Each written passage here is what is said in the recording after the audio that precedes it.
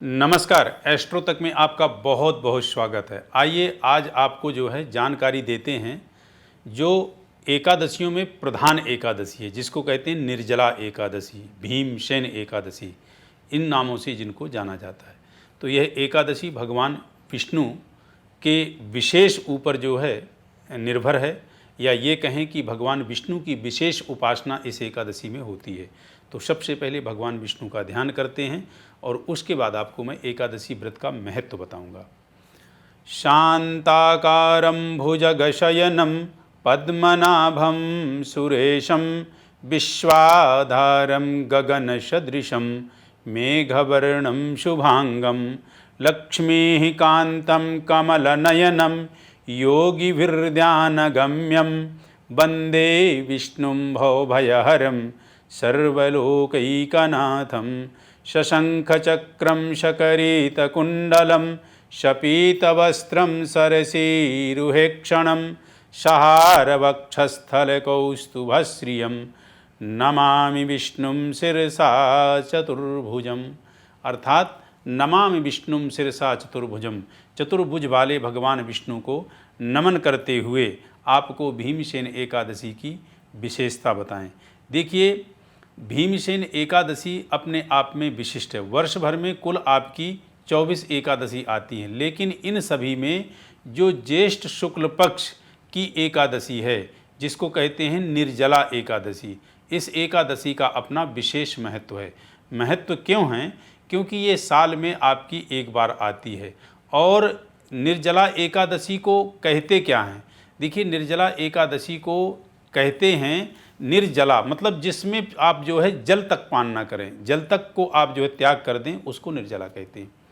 तो क्यों निर्जला कहते हैं? एक बार क्या था कि भीम ने जो है वेदव्यास जी से पूछा कि आप मुझे कोई ऐसा व्रत बताएं कि जिस व्रत के करने से मैं जो है परम धाम को प्राप्त कर सकूं, अर्थात मुझे जो है मोक्ष की प्राप्ति हो सके।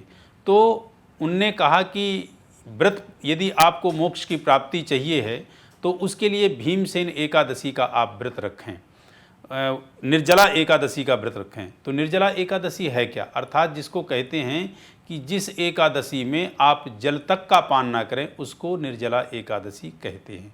इस व्रत की सबसे बड़ी विशेषता यह है कि इसमें अन्न और फल तो दूर की बात है, पानी तक का ग्रहण नहीं किया जाता है, इसीलिए इसका नाम निर्जला पड़ा है। यह व्रत केवल शारीरिक तपस्या नहीं बल्कि मानसिक और आध्यात्मिक अनुशासन का प्रतीक है। इस दिन का व्रत करने वाले व्यक्ति को अपने भीतर यानी आभ्यंतर और बाह्य संयम, श्रद्धा और भक्ति का समुच्चय लाकर भगवान विष्णु की उपासना करनी होती है। पौराणिक कथाओं के अनुसार इस व्रत को सबसे पहले भीमसेन ने किया। वही बात जो वेदव्यास जी से पूछ रहे भीमसेन, तो किया था, जो अपने भोजन प्रेम के कल्याण अन्य एकादशी व्रत ना कर पाते थे, अर्थात तो अन्य एकादशी व्रत नहीं कर सकते थे, लेकिन उनने इस एकादशी को उनने किया, जिसका नाम जो है निर्जला एकादशी पड़ा। व्रत का पालन किया तो उन्हें वर्ष भर की सभी एकादशियों के बराबर जो फल प्राप्त होता है, वह इस एकादशी के जो है व्रत करने से फल की प्राप्ति हुई, और इसका नाम भी पड़ा भीमसेन एकादशी। कहा जाता है कि निर्जला एकादशी न केवल कठिन तप का प्रतीक है, बल्कि यह जीवन में धैर्य, त्याग और आस्था के गहन भावों को जागृत करती है। ऐसी मान्यता है कि इस दिन विधि पूर्वक व्रत रखने से व्यक्ति को अक्षय पुण्य की प्राप्ति होती है और पापों से मुक्ति मिलती है, और अंत में वैकुंठ धाम की प्राप्ति होती है। निर्जला एकादशी कब है? जैसे कि पंचांग के अनुसार इस वर्ष यानी 2025 में 6 जून 2025 को देर रात ये जो है 2:15 से शुरू होकर के अगले दिन 7 जून को सुबह 4:47 तक रहेगी। कहने का तात्पर्य कि आपकी यह पूरे दिन है, यानी उदया 6 जून को हो रही है, इसीलिए यह व्रत जो है 6 जून को माना जाएगा, और 6 जून पूरे समय पे ये पूरे दिन ये स्थिति का मान्य रहेगा, पूरे दिन तिथि है भी। हालांकि इस दिन जो आप निर्जला एकादशी करेंगे तो जल तक ग्रहण नहीं किया जाता है, परंतु कुछ परिस्थितियों में मान लीजिए कि यदि कोई नहीं रख पाता है, कोई बुजुर्ग है, बूढ़े हैं या कोई गर्भिणी महिला है, तो पूजा के समय मतलब जो है तो आप इसमें जो है जल पी सकते हैं, अपने जिसको कहें क्षमता अनुसार फिर आप व्रत रख सकते हैं। और पूजा के समय जो व्रतधारी व्यक्तियों के समय मतलब पूजा के समय जो आप आचमन करते हैं या मुख का कुल्ला करते हैं, मैं उनकी बात कर रहा हूँ जो एकादशी का व्रत निर्जला रखे हुए, तो उसका दोष उनको नहीं लगेगा। हाँ, यदि वो क्या नाम से जल पीते हैं और निर्जला एकादशी अपने आप को बताते हैं तो वो संभव नहीं है। तो निर्जला एकादशी जो यह शारीरिक कमजोरी की स्थिति में या व्रतधारी अवस्था है, कहने का तात्पर्य कि कोई शारीरिक कमजोरी है या कोई गर्भिणी महिला है या कोई बच्चा है, तो वो अपने शरीर की जैसी स्थिति हो, जैसी क्षमता हो, उसके आधार पे जो है व्रत को रखे, ठीक। और उसमें भी वह कोशिश करे कि मात्र जल पी सके, इससे उसका कोई व्रत कमज़ोर नहीं होगा, व्रत की पूर्णता उसको जो है लाभ मिलेगा, इसमें कहीं कोई संदेह नहीं है। देखिए, एकादशी व्रत का जो आपको पारण करना है, तो एकादशी व्रत का पारण करना है अगले दिन, यानी द्वादशी तिथि के समय व्रत का आपको पारण करना है। उपवास का समापन तभी करना है, जल और फलाहार से किया जाता है।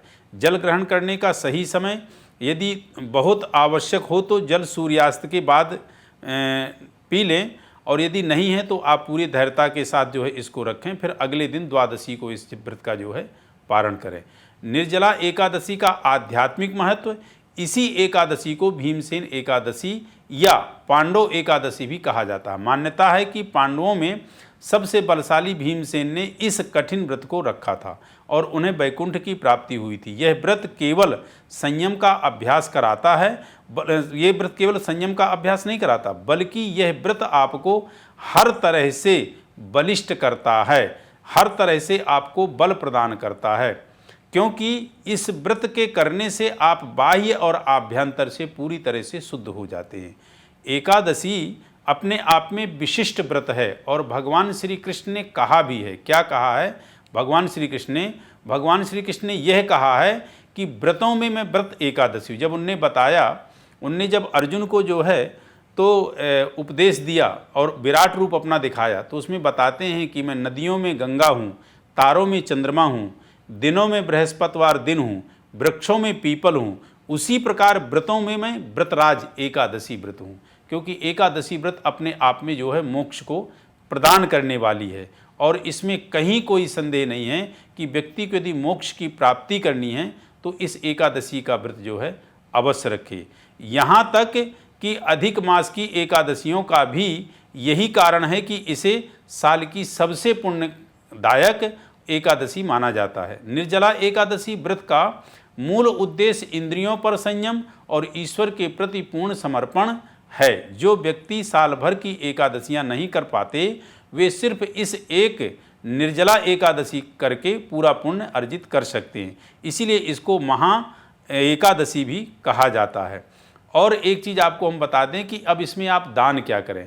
देखिए, दान के लिए ऐसा है कि इसमें जल से भरा कलश घड़ा, उसमें आप जो है चीनी का दान कर सकते हैं, फल का दान कर सकते हैं, छाता का दान कर सकते हैं, खड़ाऊँ का दान कर सकते हैं। ये सभी चीज़ें आप दान कर सकते हैं। क्यों? क्योंकि ये सारी चीज़ें जो है गर्मी में विशेष व्यक्ति के जो है यूज में आती है। छाता यूज में आता है, खड़ाऊँ यूज में आती हैं। खड़ाऊँ की जगह आप चप्पल दान कर सकते हैं या जूते दान कर सकते हैं। तो उसमें आप जो है जो सीजनरी फल है, जैसे आम इस टाइम पे आ रहे तो आम दान कर सकते हैं। आप ये सूखा जो आपका सीधा होता है, आटा है, चीनी है, चावल है, आदि आदि चीज़ें आप जो श्रद्धा है आपकी, दूध है, दही है, आदि आदि चीज़ें आप जो है दान कर सकते हैं। कहते हैं कि दाने न सदृशम पवित्र भी विद्यते, दान के समान कोई चीज़ आपको पवित्र नहीं कर सकती। जब आप दान दे देते हैं या दान करते हैं तो आपके अंदर एक बड़ी ऊंची पवित्रता आ जाती है, आप विशेष पुण्य के फलदायी बन जाते हैं। तो निश्चित रूप से इस एकादशी को आप जो है व्रत रखें। भगवान श्री कृष्ण ने गीता में कहा भी है कि सर्वधर्मान परित्यज्य माम एकम शरणम व्रजा अहम त्वाम सर्व पापेभ्यो मोक्षयिष्यामि माम शुचा। तुम सभी धर्मों को छोड़ के मेरी शरण में आ जाओ। माम एकम शरणम व्रज अहम त्वाम सर्व पापेभ्यो, मैं तुम्हारे सभी पापों को नष्ट करके मोक्षयिष्यामि माम शुचा, तुम्हें मोक्ष को जो है प्रदान कर दूंगा, तुम्हें मोक्ष की गति निश्चित रूप से जो है प्रदान करूंगा, मोक्ष की गति निश्चित रूप से तुमको मिलेगी। तो आप सभी लोग निर्जला एकादशी का व्रत रहें। यह व्रत आपके जो है 6 जून को है और आप इस व्रत को पूरी निष्ठा श्रद्धा के साथ रखेंगे, निश्चित रूप से आपके सभी मनोरथ पूर्ण होंगे। इन्हीं सभी कामनाओं के साथ आप सभी के लिए कामना करते हैं, निरोग रहें, स्वस्थ रहें, धन धान्य से परिपूर्ण रहें। इन्हीं शब्दों के साथ नमस्कार। अगर आप मुझसे जुड़ करके अपनी समस्याओं का समाधान चाहते हैं और चाहते हैं कि आपकी समस्याओं को ज्योतिष के माध्यम से सुलझाया जाए, तो आप हमसे संपर्क कर सकते हैं, जुड़ सकते हैं एस्ट्रो तक पर।